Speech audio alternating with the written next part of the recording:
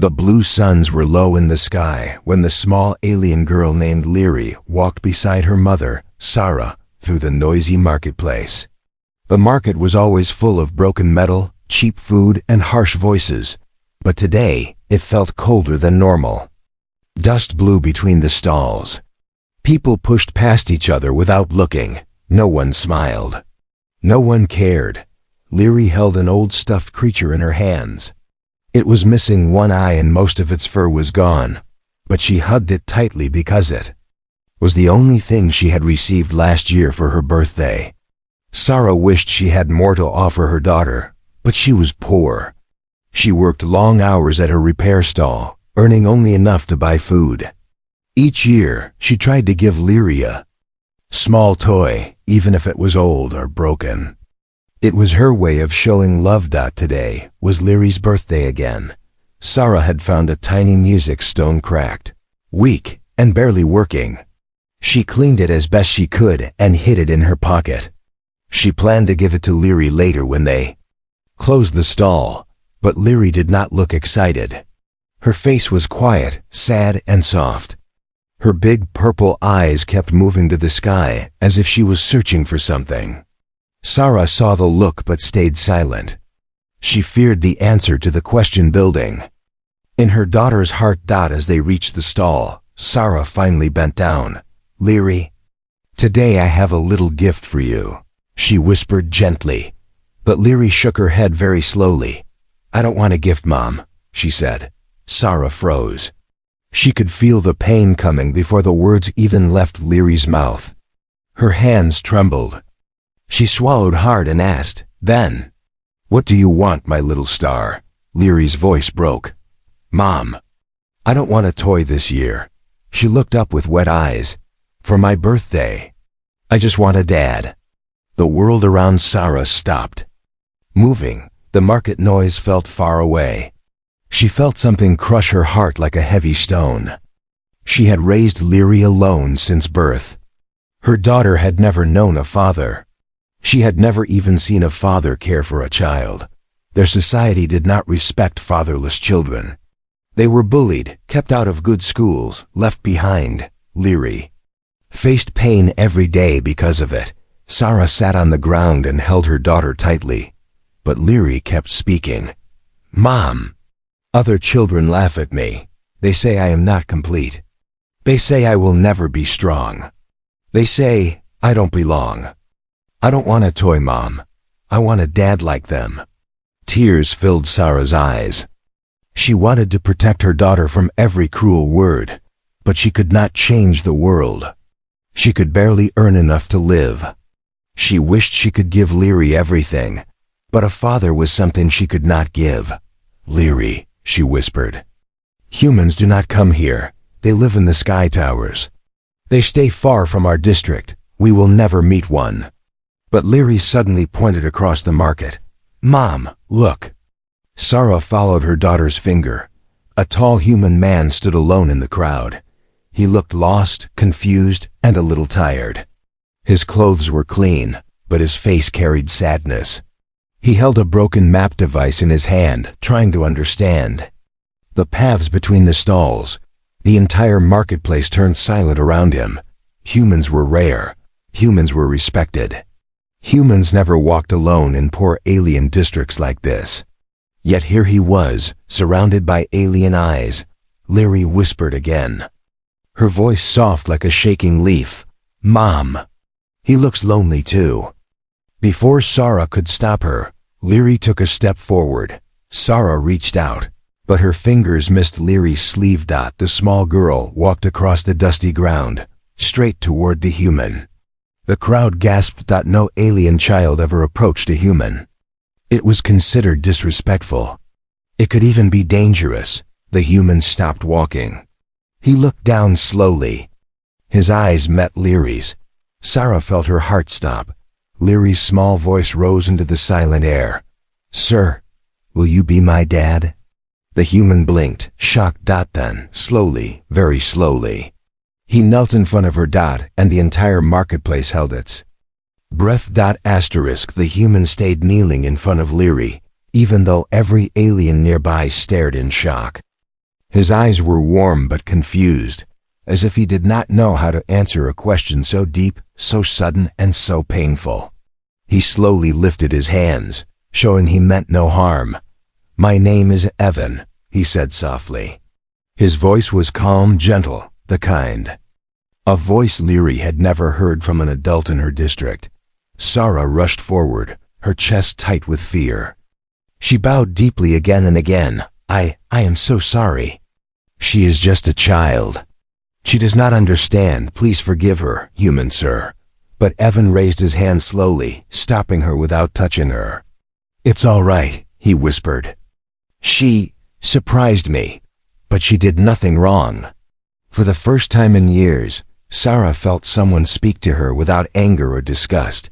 She stared at him. Why was a human being kind? Why was he here at all? Evan turned back to Leary. "You asked me something very big," he said. "Why do you want a dad?" Leary looked down at her one-eyed stuffed creature, squeezing it as if it gave her courage. "Because everyone says I am not a whole child," she said quietly. "Because they laugh at me. Because they say I am weak." She raised her eyes. "And because my mom cries at night when she thinks I am asleep." Sarah's breath broke. Evan's face changed, first shock, then anger, then deep sadness. He gently asked, "Does someone hurt you? Do they bother you at school?" Leary nodded slowly. "They push me. They call me names. They say humans would never want someone like me." She hesitated. "But you looked lonely, so I thought maybe." Her voice fell to a whisper. Evan looked away for a moment, as if the words hit something inside him, something old, something painful. He took a deep breath before speaking again. "I know loneliness," he said. "More than you think." Sarah saw a shadow cross his eyes, not a dangerous shadow, an emotional one. She did not want to ask, but Evan began speaking on his own, as if the words had waited too long inside him. "I came here because I lost my family," he said quietly. "My wife and my child who was never born." Sarah covered her mouth in shock. Leary's eyes softened with innocent sympathy. Evan continued, "For a long time I had no reason to smile. No reason to get up in the morning. I came to this planet to work, to escape my memories. But seeing you today..." He paused, voice shaking. "It felt like my heart woke up again." Leary reached out and touched his arm gently. "Then maybe we both need someone." The simple words broke something in Evan. He closed his eyes. When he opened them again, there was a new warmth there. He looked at Sarah. "May I walk you two home? This place? It is dangerous, especially for children." Sarah hesitated. Humans were powerful. Their rules were strict. Their world was far above hers, but Evan's eyes showed no cruelty, no pride. Only honesty. She nodded slowly. The three of them began walking through the marketplace. Aliens moved out of the way silently, watching with wide eyes. Some whispered, some frowned, some looked jealous. Others looked frightened. No one understood what they were seeing. A human walking with two poor aliens? A child holding his hand? This had never happened in their district. As they reached Sarah's small home, tiny metal hut repaired many times, Evan looked at it with sadness. "You live here?" he asked gently. Sarah nodded, embarrassed. "It is all we can afford." Evan knelt beside Leary again. "I can help fix your home. I know machines, roofs, energy shields. I can make it safer." Leary's face brightened. "Really? You would help us?" "Yes," he said with calm certainty. "But only if your mother allows it." Sarah felt fear twisting with hope in her chest. Why was this human helping? What did he want? Could she trust him? Before she could answer, a shadow moved behind them. A large alien man stepped out from between the metal huts. His face was rough, his clothes dirty, his eyes cold. Behind him, two more figures appeared. Sarah's heart dropped. It was the district gang, the ones who controlled the poor streets. They watched everything. They punished anyone who broke their rules. And now they had seen a human walk with Sarah and Leary. The leader smirked. "Well, well," he said, his voice sharp. "Looks like someone made a new friend." Evan slowly stood up, his calm eyes turning hard. The gang leader stepped closer. "You must be rich, human. And you seem attached to that little girl." His smile widened. "That means we can make money." Sarah pulled Leary behind her. Evan stepped forward. The quiet human engineer suddenly looked dangerous. And the air around them grew cold. The gang leader's eyes moved from Evan to Sarah, then to little Leary. His smile grew sharper, like a knife hidden in the dark. He stepped closer, slow and confident, as if the whole street belonged to him. And in truth, it did. Everyone in the district feared him. Everyone stayed silent when he walked by. "Human," the leader said, "you are far from your towers, far from your rules. This area belongs to us. So if you want to walk here, you pay." Evan did not flinch. "I'm not here for trouble," he said. "I only escorted them home." "Escorted?" The leader laughed. No. It looks more like you care about them." Leary grabbed Sarah's clothes tightly. Sarah's hands trembled. Evan took one step forward, placing himself between the gang and the two females. His eyes stayed calm, but something dangerous glowed behind them. "I don't want violence," Evan said softly. "Walk away." The gang members looked at each other and burst into mocking laughter. "No human orders us in our own district." The leader hissed. "You think your rank matters here? You think because you kneel in front of a child, you can walk around like a hero?" He leaned close and whispered, "You will learn our rules soon." Evan stared back without fear. The leader clicked his tongue. "Watch your back, human. And watch that little girl. Pretty things disappear fast around here." He turned and walked away with his men, leaving a cold silence behind. Sarah fell to her knees, shaking. "Evan, you should not have angered them. They are dangerous. They can take Leary. They can hurt us. They can report you to the authorities." Evan knelt in front of her gently. "I will not let anything happen to you or Leary," he said firmly. Sarah wanted to believe him. She wanted to feel safe. But fear had lived in her heart for so long that hope felt strange, almost painful. Yet Leary stepped forward and touched Evan's hand.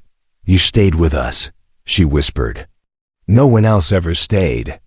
Evan looked at her small fingers wrapped around his.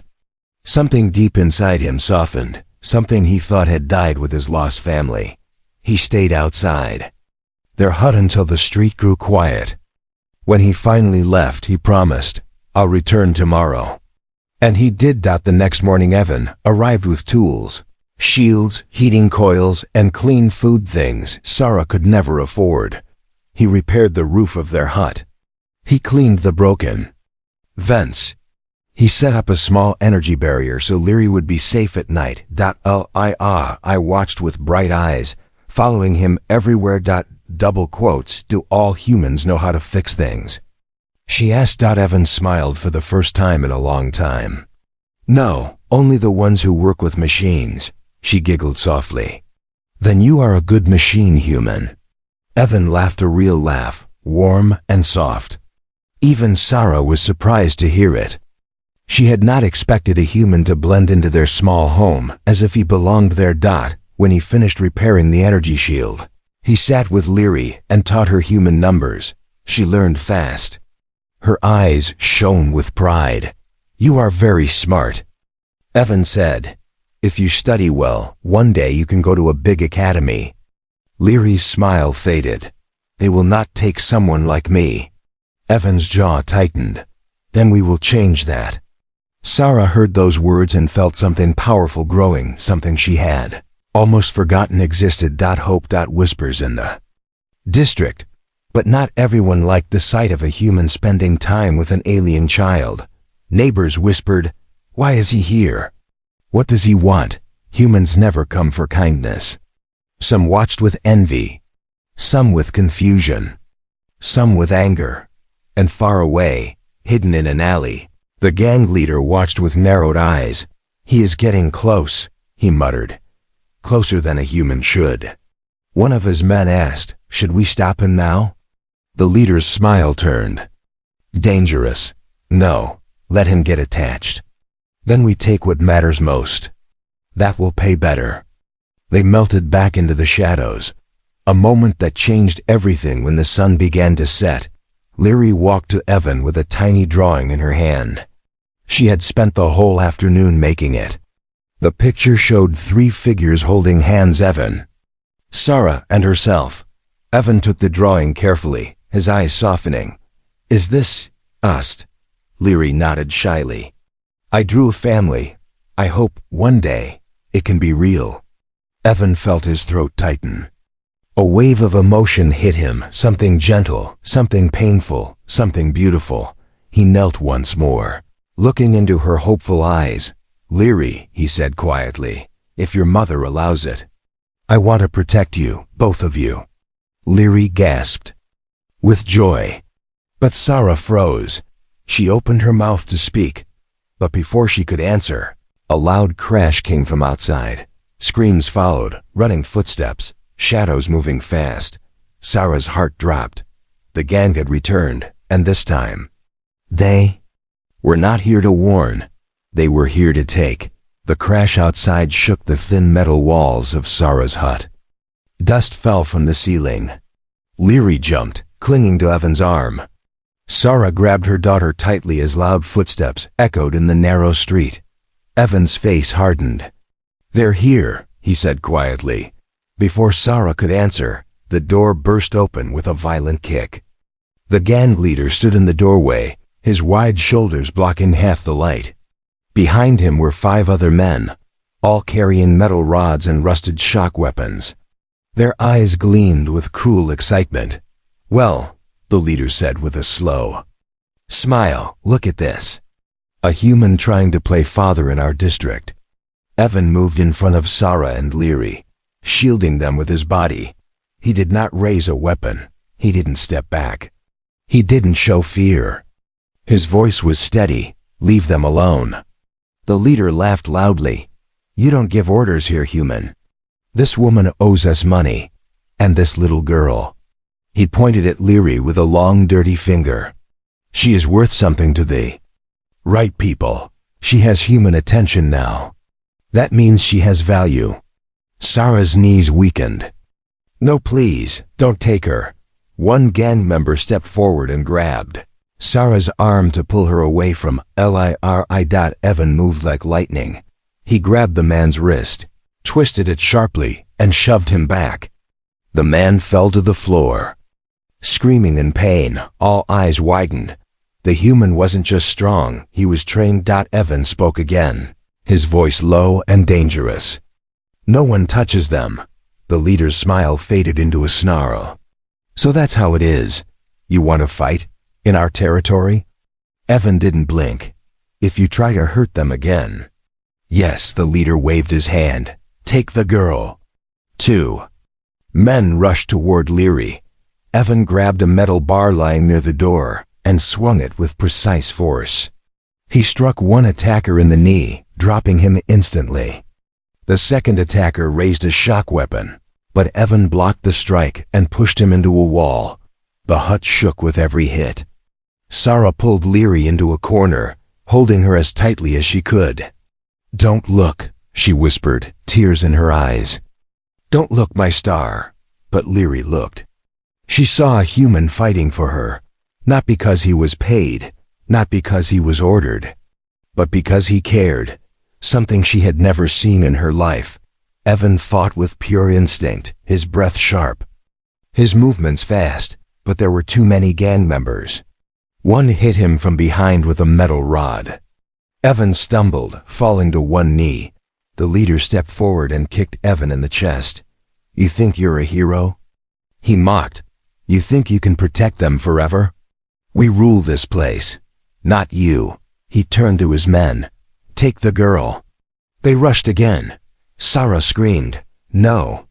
But Leary stepped forward before they reached her. Tears streamed down her face, yet she lifted her tiny hands as if trying to shield Evan. "Stop hurting him," she cried. "He is good. He is kind." Her small voice filled the whole hut. Even the gang froze for a second. Evan pushed himself up, bleeding from his forehead. He wiped his eyes and stood between Leary and the attackers again. "I said." He growled, "No one touches my family." The leader's eyes turned dark. "Family? She is not your family. She is nothing." Evan's voice thundered. "To me, she is everything." Before the leader could strike him again, a sudden loud beep echoed in the hut. A red light blinked on Evan's wrist device. A silent alert had been sent. The leader frowned. "What is that?" Evan stared straight at him. "It means human authorities are on their way." The gang froze. Humans never came to alien districts. Never. Unless something serious happened. The leader spat angrily. "We'll finish this later. Let's move." He pointed at Leary again. "Next time we take her first." They rushed out of the hut quickly, disappearing into the maze of metal homes. Silence fell. Sarah dropped to the floor, crying with relief. Leary ran to Evan and hugged him tightly. "Don't fight them again," she whispered. "They will kill you." Evan held her close. "I will protect you," he said. "Always." Sarah looked at him with wide, shaking eyes. "You don't understand," she said. "They will come again. They won't stop. You need to leave us. You need to save yourself." Evan shook his head. "No, you are not alone anymore." Outside, sirens began to echo in the distance. Human authorities were coming, and everything was about to change. The distant sirens grew louder, echoing through the narrow metal streets like a warning bell. Sarah held Leary close as the blue lights flashed between the huts. For the first time in years, human authorities were entering the poor alien district. Evan placed one hand on the wall to steady himself. He was bleeding from his forehead, his shirt torn, but his eyes stayed sharp. "They will help," he said gently. "Don't be afraid." But Sarah was afraid. Human authorities did not usually help. Aliens. They punished. They questioned. They followed rules that were never kind to people from her district. "What will they do to us?" she whispered. "What if they take Leary away? What if they take you away?" Evan turned toward her, tired but firm. "I won't let them hurt you." Before Sarah could answer, 3 tall armored officers stepped into the hut. Their faces were covered with dark helmets, their suits marked with the silver human crest. They looked at Evan, then at Sarah and Leary. One officer stepped forward. "Emergency distress signal received. Explanation required." Evan straightened his back even though pain shot through his ribs. "I sent the signal," he said. "These 2 were attacked by local criminals." The officer tilted his head. "Protocol states humans must not interfere in alien district conflicts." Evan's jaw tightened. "I didn't interfere.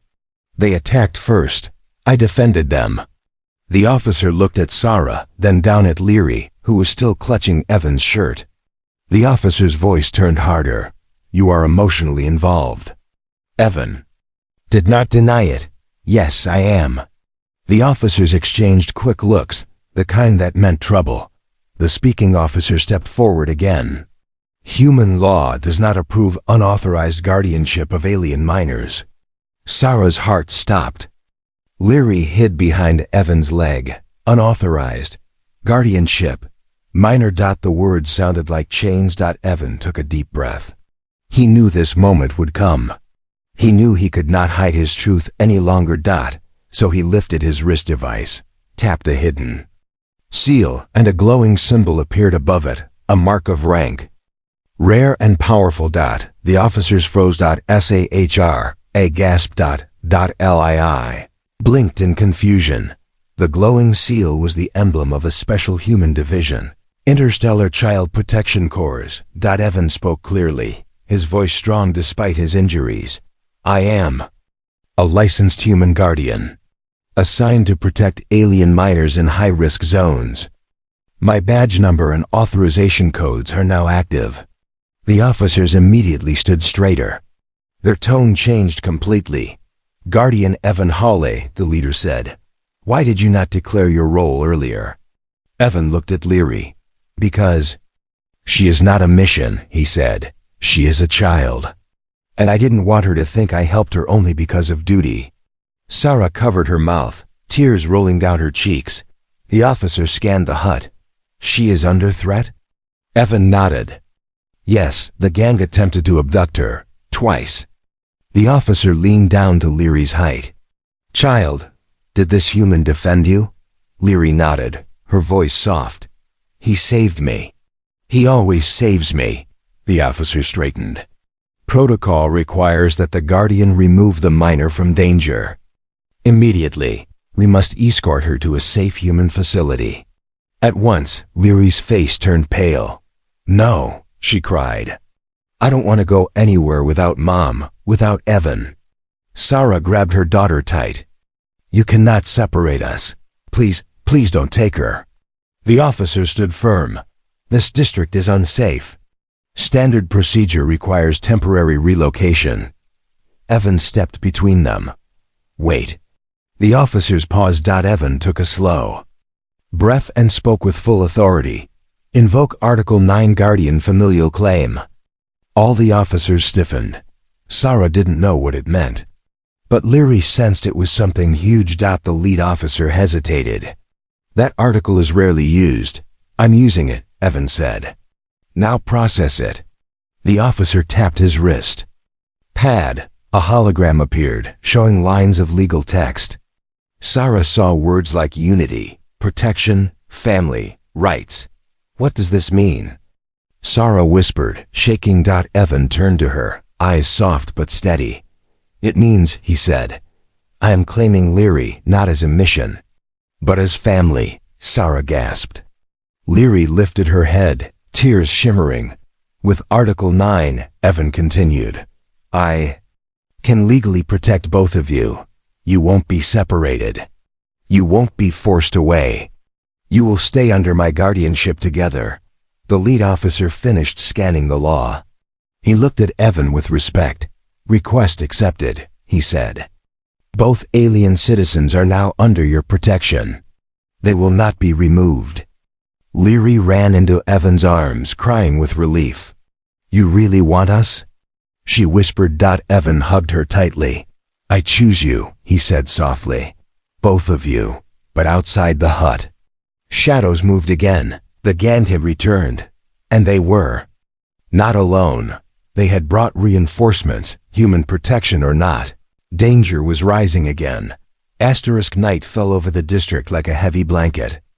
The blue suns dipped below the metal rooftops, leaving the alleys dark and dangerous. Inside Sarah's hut, the air felt tense even after the officers left. Evan checked the energy shield, tightening loose wires with trembling hands. Sarah held Leary close, brushing her daughter's hair gently to calm her shaking breaths. But outside, the shadows grew thicker. Footsteps moved without sound. Whispers floated through the broken streets. The gang was gathering. Sarah saw fear in Evan's eyes when he looked out the window, but she also saw determination. He was tired, injured, bleeding. Yet he refused to leave. "You should go," Sarah whispered. "They will come in greater numbers this time. They will kill you." Evan shook his head firmly. "I won't leave you." He glanced at Leary. "I promised her, and I promised you." Leary stepped forward, her small hands holding Evan's sleeve. "You are our family now. Please don't go." Evan touched her head gently, a warmth in his eyes that hadn't existed weeks ago. "I'm not going anywhere." A loud metallic clang echoed through the street. All three of them froze. The sound came again, closer this time. Sarah whispered, "They're here." The gang returns outside. More than a dozen figures move toward the hut, their bodies outlined by faint moonlight. Their leader walked in front, his face twisted with anger. "So," he growled loudly, "the human thinks he's in charge now." Thinks he owns the child. Thinks he can challenge us. Behind him, gang members carried chains, metal rods, stolen shock weapons, even old plasma torches. This time, they had come prepared. Inside the hut, Evan lowered the lights and motioned for Sarah and Leary to stay behind him. The energy shield flashed as someone hit it from outside. A faint spark shot across the wall. The shield would not last long. Evan turned to Sarah. When the shield breaks, stay low. Stay behind me. Don't let anyone near Leary. Sarah nodded, but tears filled her eyes. You can't fight so many. I'll do what I must, Evan said. His voice was calm, but his hands shook slightly from exhaustion. Another loud slam. The shield flickered dangerously. Leary whispered, "Please don't get hurt." Evan looked at her, his expression softening. "I will keep you safe." The shield breaks. The energy shield finally failed with a loud crack, sending sparks into the air. The gang leader stepped inside the broken doorway. "Well done, human," he sneered. "You made us work a little, but now we take the girl." Evan moved between him and the family. "No," the leader grinned. "You really think you can win? Look around you." Almost 20 gang members surrounded the hut now, blocking every exit. "You are one man," the leader said. "One tired, injured man. We are many. This is our land. You can't protect them from us." Evan's voice dropped to a deep whisper. "You're wrong. I'm not alone." The gang laughed until a sudden sharp beep sounded across the street. Then another. And another. Sarah gasped. Human drones appeared above the huts, shining bright white lights down on the gang. More drones moved through the alleys, projecting holographic warnings. A voice boomed from one of the drones. "Unauthorized group aggression detected. Citizen protection protocols initiated." The gang leader cursed. "Why are drones here? Humans never guard this place." Evan stepped forward slowly, standing tall despite his bruises. "Because," he said, "I activated Article 9. That means any threat to them," he pointed to Sarah and Leary, "is a threat to me. And human law protects its own." The drones moved closer, circling the gang. Some gang members tried to run, but more drones blocked the exits. The gang leader swung his weapon at a drone, but it dodged and blasted him with a stun beam. He fell to his knees, screaming. Chaos spread. Quickly, gang members scattered but were caught. Others dropped their weapons and surrendered. Drones tied their hands. With energy cuffs. It was over in minutes. The district had never seen anything like it. After the battle, Sarah stepped outside with Leary, still shaking from fear and shock. Evan limped out of the hut, breathing heavily. His body was bruised, cut, and weak, but he still stood straight when he looked at them. "Are you okay?" Evan asked softly. Leary ran to him and hugged him around the waist. "You saved us again." Evan stroked her hair gently, a tired smile forming. "I will always save you." Sarah looked at Evan with tears in her eyes. "You risked everything. You could have died. Why, Evan? Why do all this for us?" Evan looked at her, then at Leary. "Because," he said, voice trembling lightly, "you are my family now. And family is worth fighting for." Sarah covered her mouth, moved beyond words, but Evan staggered suddenly. His knees buckled. "Evan!"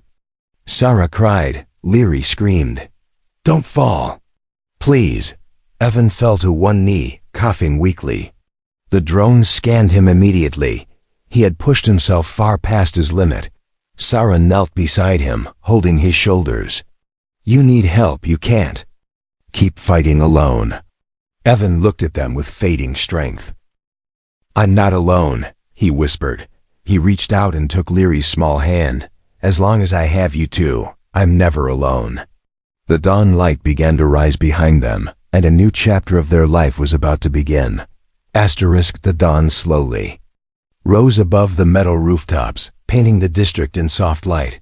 The drones were gone. The gang had been taken away by enforcement units. The streets, usually loud and troubled, felt strangely quiet, almost peaceful. Inside Sarah's hut, Evan rested on a small floor mat while Leary watched over him like a little guardian. He had bandages across his ribs and forehead. His breathing was shallow but steady. Sarah heated water, mixing herbs she had saved for emergencies. "You pushed your body too far," Sarah whispered as she knelt beside him. "Why do humans fight like this, for people like us?" Evan opened his eyes slowly. "Because you are not people like us or people like them, Sarah," he said. "You are people. That is enough." Sarah felt tears gather at the corners of her eyes. No one had ever spoken to her like that. For the first time in a long time, she felt like a real being. Not a shadow in the lower districts. Liri placed her tiny palm on Evan's chest. "You scared me," she whispered. "I thought you would never wake up again." Evan gently covered her hand with his own. "I promised I would never leave you." And he meant every word. A visit from human authorities later that morning.